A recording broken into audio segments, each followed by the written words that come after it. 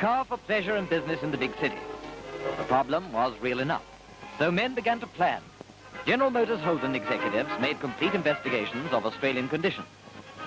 Specifications went to the American research laboratories, and the world's leading automobile scientists set about producing the car to meet Australia's needs. This model represents months of research, work, and testing. At GMH headquarters, Fisherman's Bend, Melbourne, the miniature is studied in detail. Then, from the United States, comes the first full-scale model, the prototype, handmade for complete road testing under Australian conditions. With it come designers, engineers, and technicians, experts to watch its performance. An 86-mile test route is chosen. Over this course, experimental cars are driven daily for nearly 2 years. A continuous, ruthless test, probing for any weakness, however slight.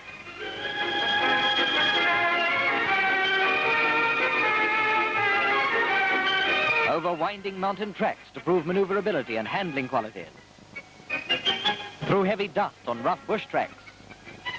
In driving rain over slippery roads. Over potholes that would test any car's springs. Through mud and water on unmade roads. And then a minute examination. The course was so tough that tires which normally last 20,000 miles last only 5,000 miles. Exhaustive tests have disclosed no flaws, so at Fisherman's Bend they get ready for mass production. Mass production means speed, so watch this engine grow. In the foundry, cylinder blocks, cylinder heads, and other items are cut. This is the beginning of a car whose production will employ 9,000 Australians.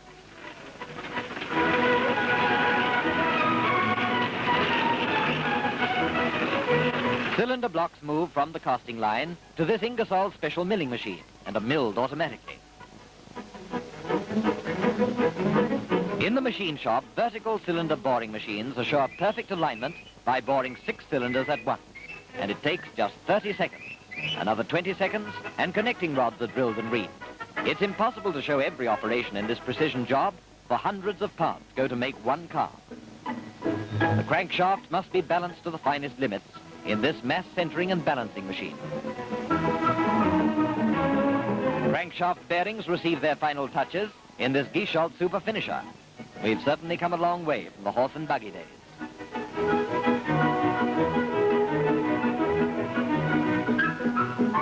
And when you hear that dreadful grating as some novice driver changes gear, just remember the trouble technicians take to make sure it doesn't happen. This car will have synchro-mesh gears. Tolerance on the crown wheel and pinion is 5/10,000ths of an inch.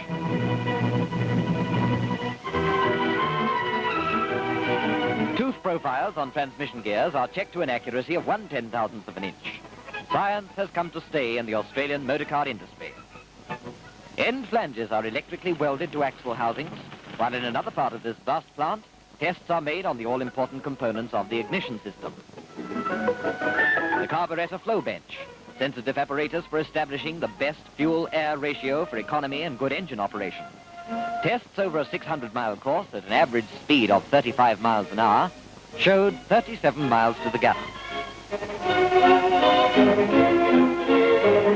Engines are run up to 1,200 revolutions for 45 minutes to check final adjustments. Nothing is left to chance. Everything is tested for strength and accuracy.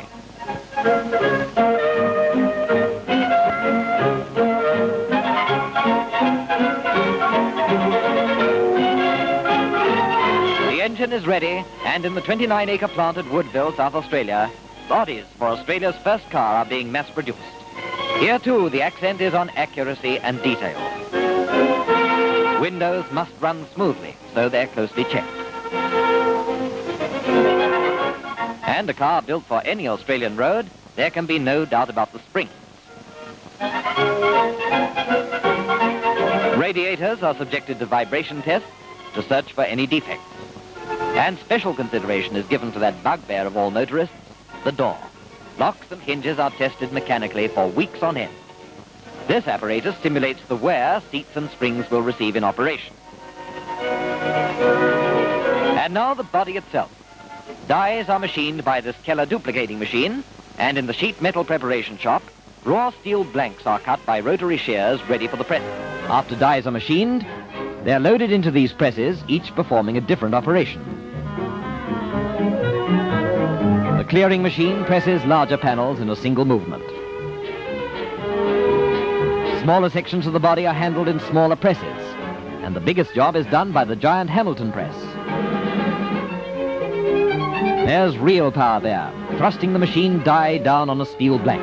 A matter of seconds and the pressure is released.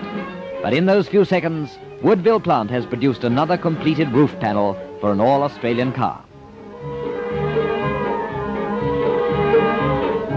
Fabricated panels go to the body assembly shop. Here, floor and side panels are placed in position on bearers, and bodies are moved into special jigs. The sections are clamped tight and held for electric spot welding and oxyacetylene welding.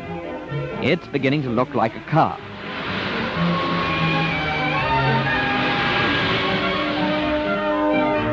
Now the roof panel is fitted into position. Australian industry, which won its spurs in war, is proving just as efficient and painstaking in peace. Back in Victoria, everything is ready for final assembly. Slings lift the body for fitting the front and rear axles, and then the car goes to the main conveyor line. From now on, it moves at 2 feet each minute, with something new being added all the time. 4 years of research and planning, and now they're bearing fruit.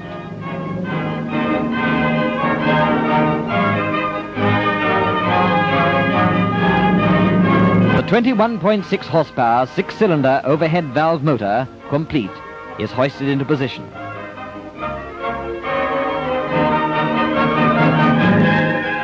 The line keeps moving as more and more parts are added. This is production technique to equal anything in the world. An £8.5 million industry in action. Precision tests still continue, checking final wheel alignment. Headlights are adjusted as experts examine non-glare qualities. High-speed rollers keep rear wheels moving to test all instruments, transmission and back axle before road testing. The first car has reached the end of the production line. The job is done, and an Australian car is born.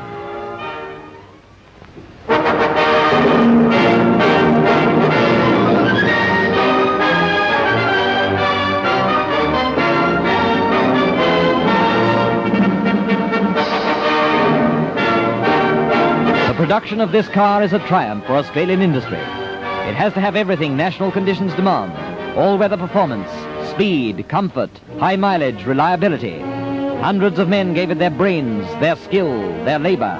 They tailored it to the measure of this wide land. The birth of this car is the birth of a great new industry.